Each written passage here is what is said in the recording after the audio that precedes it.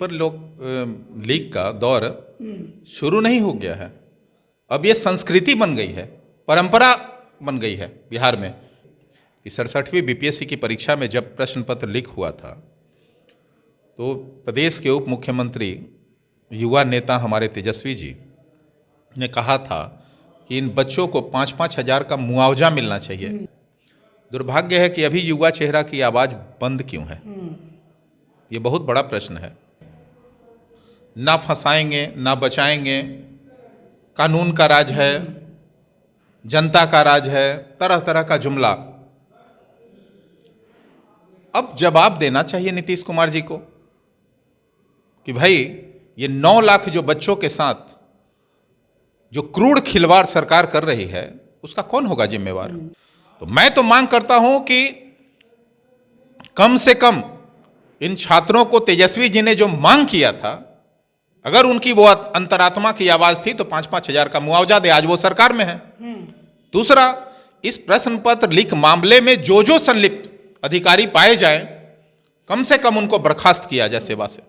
पिछला बार बीएसएससी का प्रथम इंटर स्तरीय बहाली 2014 में आया था। यह परीक्षा 2017 के फरवरी में कंडक्ट कराई गई थी और किस्मत देखिए कि उस समय भी बिहार के उप मुख्यमंत्री तेजस्वी यादव थे। वो पेपर भी बिहार एसएससी का लीक हो गया था। बिहार एसएससी का फिर दोबारा परीक्षा अब सीजीएल का हो रहा है।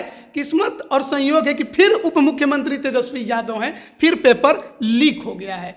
साउथ बिहार के लड़के को नॉर्थ बिहार भेजा जाता है। साहब, ये भी सोचिए कि गरीबों के बच्चे कैसे पटना पहुंचेंगे। आयोग ही नहीं, सत्ता में बैठे उन दलालों का भी हिसाब किताब होना चाहिए जिनके इशारों पर ये घटनाएं घटित हो रही हैं। नमस्कार, आप लाइव बिहार देख रहे हैं। मैं हूं राजमोहन तिवारी।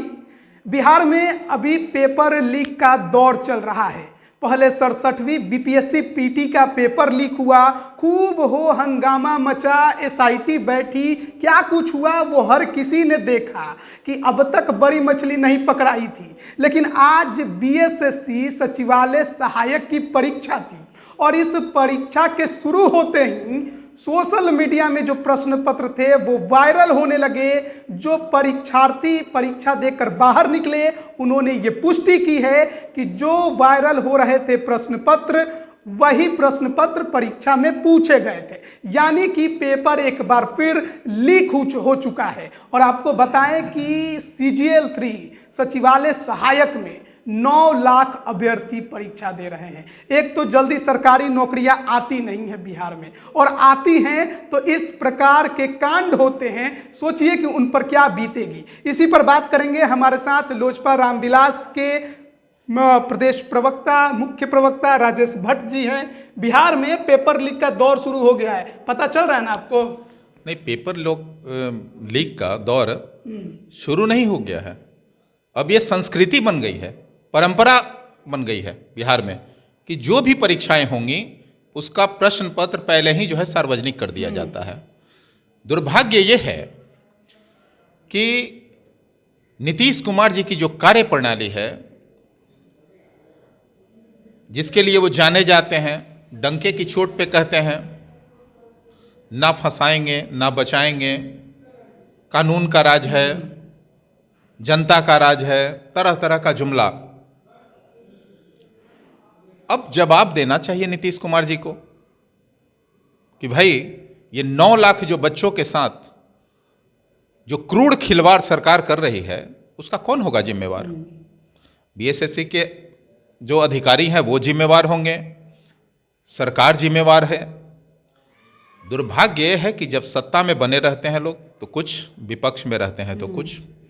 आप बताइए कि 67वीं बीपीएससी की परीक्षा में जब प्रश्न पत्र लीक हुआ था तो प्रदेश के उप मुख्यमंत्री युवा नेता हमारे तेजस्वी जी ने कहा था कि इन बच्चों को 5-5 हज़ार का मुआवजा मिलना चाहिए, इसलिए कि इनका आवागमन में जो खर्च हुआ है, व्यक्तिगत तौर पर एक छात्र जो किसान के परिवार से है, मजदूर के परिवार से है, गरीब परिवार से है, उसके लिए 5 हज़ार की राशि बहुत बड़ी राशि होती है। और उन्होंने उस समय विपक्ष में जब थे तो उन्होंने एक मांग किया था सरकार से, इसी नीतीश कुमार की सरकार से, कि 5-5 हज़ार का मुआवजा, चूँकि सरकार की कारगुजारियों के कारण पेपर लीक हुई है और ये कैंसिल हुआ, फिर से परीक्षा हॉल में बच्चों को फिर से पहुंचना होगा, तो 5-5 हज़ार का मुआवजा दिया जाए। दुर्भाग्य है कि अभी युवा चेहरा की आवाज़ बंद क्यों है, ये बहुत बड़ा प्रश्न है। देखिए, दिक्कत यह है कि युवाओं और छात्रों का भला का कोई भी चिंता सरकार के पास नहीं है। सरकार बिल्कुल छात्र विरोधी हो गई है। जब छात्र अपने हक हुकूक की बात करते हैं तो उन पर डंडे बरसाए जाते हैं, वाटर कैनन का इस्तेमाल किया जाता है, आंसू गैस के गोले छोड़े जाते हैं, जरूरत पड़ती है तो उनको जेल भी भेज दिया जाता है। अभी आप देखे होंगे बीटेट सीटेट के छात्रों के साथ जिस तरह से क्रूर व्यवहार हुआ, डाक बंगला चौराहे पर खुलेआम पुलिस की लाठियों से दौड़ा दौड़ा के उनको पीटा गया, मानो छात्र नहीं अपराधी हों। इस तरह का रवैया जो है नीतीश कुमार के अहंकारी स्वभाव को दर्शाता है और निरंकुश हो गई है सरकार, इस बात का प्रमाण भी देता है। तो मैं तो मांग करता हूं कि कम से कम इन छात्रों को तेजस्वी जी ने जो मांग किया था, अगर उनकी वो अंतरात्मा की आवाज थी तो 5-5 हज़ार का मुआवजा दे। आज वो सरकार में है। दूसरा, इस प्रश्न पत्र लीक मामले में जो संलिप्त अधिकारी पाए जाएं, कम से कम उनको बर्खास्त किया जाए सेवा से, और सरकार जो है माफी मांगे छात्रों से। 67वीं पीटी जब लीक हुई थी पेपर, एसआईटी की टीम बनी थी, कई अधिकारी गिरफ्तार हुए, बाद में वो छूट भी गए क्योंकि चार्जशीट में उनका नाम ही नहीं आया। नहीं, एसआईटी की टीम बनना तो एक परंपरा बन गई है। आप बताइए ना, एसआईटी की टीम बनी थी गायघाट बालिका कांड में, उसका क्या हुआ अभी तक? वार्डन जेल में है। नहीं, वार्डन के सिर्फ जेल में रहने से नहीं मतलब है ना। वार्डन तो एक छोटी मछली थी। जो बड़े बड़े सफोदपेश उसके पीछे जो उस कांड को अंजाम दिलवाने में सरगना का काम कर रहे थे, वो कब जाएंगे जेल? देखिए, छोटे छोटे कुर्बानियां देकर नाखून कटाकर कोई शहीद नहीं हो सकता है। आपको याद है कि किसी विद्यार्थी की, अभ्यर्थी की मांग पर और भ्रष्टाचार के मामले में, खासकर शिक्षा माफियाओं को लेकर, कोई बड़ा सफेद पोस्ट कभी जेल गया हो? कभी नहीं। यही तो दुर्भाग्य है। देखिए, जब सत्ता के संरक्षण में सब कुछ चल रहा हो तो कैसे जेल जाएगा कोई बड़ा मछली? बड़े मछलियों में कौन है? सत्ता में बैठे लोग हैं। नीतीश कुमार जी के संरक्षण पे ये सारे कारगुजारियां होती हैं। आप अभी बताइए, बीपीएससी का जो परिणाम आया है उसमें 9 के 9 प्रश्न जो है गलत थे, बावजूद प्रश्न पत्र के सुधार करते हुए जो परिणाम आए उसमें सिर्फ 15 लोगों का ही नाम दिया गया। एक सवाल में बस बता, आप बताइए कि 15, जब 9 के 9 प्रश्न गलत हों तो उसकी संख्या होनी चाहिए हजारों में। आयोग ने एक सवाल पर ही केवल बदलाव किया, 9 पर नहीं किया। आयोग तो कटघरे में है। आयोग तो अपनी फजीहत को बचाने में लगा हुआ है, लेकिन सरकार उन्हें जो बचाने में लगी हुई है, ये दुर्भाग्यपूर्ण है। आपको लगता है कि बिना आयोग के अधिकारियों की संलिप्तता के कोई पेपर लीक हो सकता है? सवाल ही नहीं है। मैं तो यही बात कह रहा हूं कि सत्ता के संरक्षण के बगैर ऐसे घटिया हरकत और इतने बड़े जालसाजी का काम संभव ही नहीं है। लंबे इसलिए समय से सत्ता के संरक्षण में ये सारी जो है अनियमितताएं हो रही हैं और सत्ता ही उसे बचाने की काम कर रही है। लंबे समय से आयोग में जो अधिकारी हैं वो बैठे हैं, सालों साल बीत गए।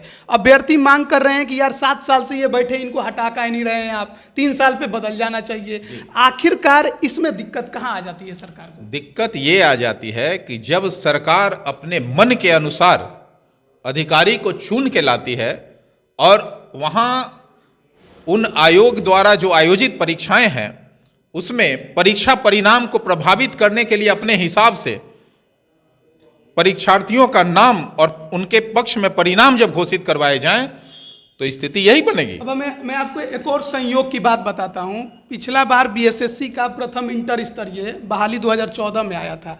यह परीक्षा 2017 के फरवरी में कंडक्ट कराई गई थी और किस्मत देखिए कि उस समय भी बिहार के उप मुख्यमंत्री तेजस्वी यादव थे। वो पेपर भी बिहार एसएससी का लीक हो गया था। बिहार एसएससी का फिर दोबारा परीक्षा अब सीजीएल का हो रहा है। किस्मत और संयोग है कि फिर उप मुख्यमंत्री तेजस्वी यादव हैं, फिर पेपर लीक हो गया है। उस समय भी लिपापोती हुई थी, आयोग के अधिकारियों पर डंडा भी चला था, लेकिन इस बार क्या होगा? क्योंकि अभी तक सरकार की तरफ से, आयोग की तरफ से कुछ भी बयान नहीं आया है। चुप्पी साधे हुई है सरकार।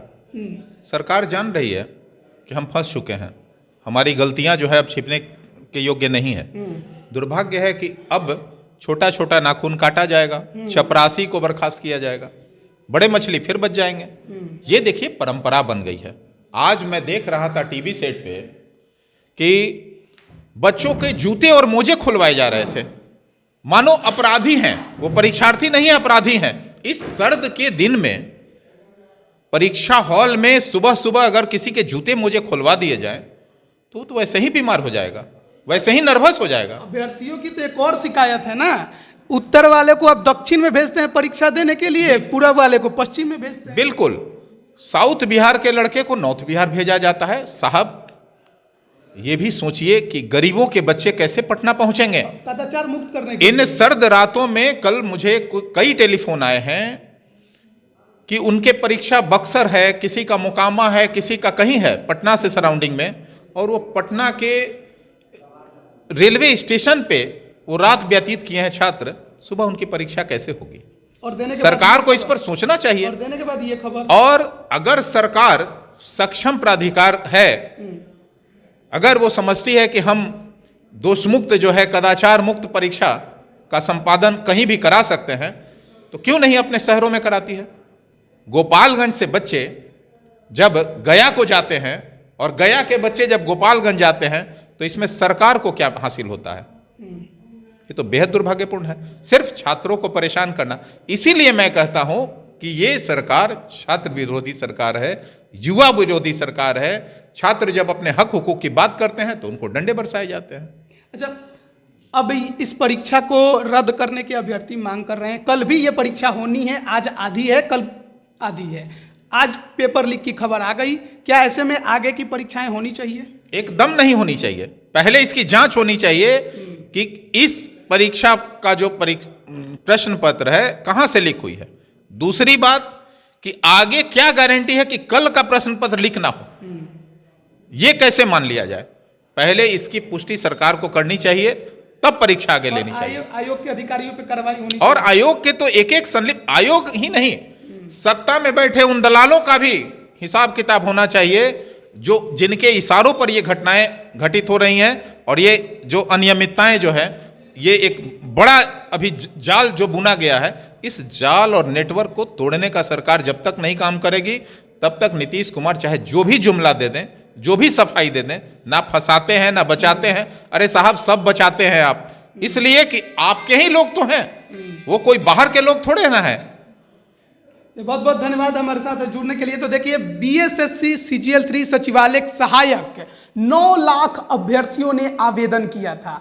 आज प्रथम पाली की परीक्षा शुरू हुई और सोशल मीडिया पे प्रश्न पत्र घूमने लगे। पहले लगा कि अफवाह है, जब अभ्यर्थी बाहर निकलेंगे तो सब कुछ सामने आ जाएगा, लेकिन बाहर निकलते ही अभ्यर्थी हैरान, परेशान, हताश कि अब फिर से परीक्षा देना पड़ेगा। ये पेपर तो वायरल हो गया है। बिहार में अब ये लगातार जारी है, कुछ भी नया नहीं रह गया है। बीपीएससी, बीएसएससी, एक राज्य के प्रतिष्ठित आयोगों की परीक्षा में ये हाल है, तो सोचिए कि और परीक्षाओं का क्या हाल होगा। अब देखना है कि आयोग इस पर क्या कुछ डिसीजन लेता है, परीक्षा को रद्द करता है, स्थगित करता है, आगे बढ़ाता है, सरकार इस पर क्या संज्ञान लेती है। बने रहिए लाइव बिहार के साथ। आप सभी का बहुत बहुत धन्यवाद। लाइव बिहार यूट्यूब पर सब्सक्राइब और फेसबुक पर लाइक जरूर करें।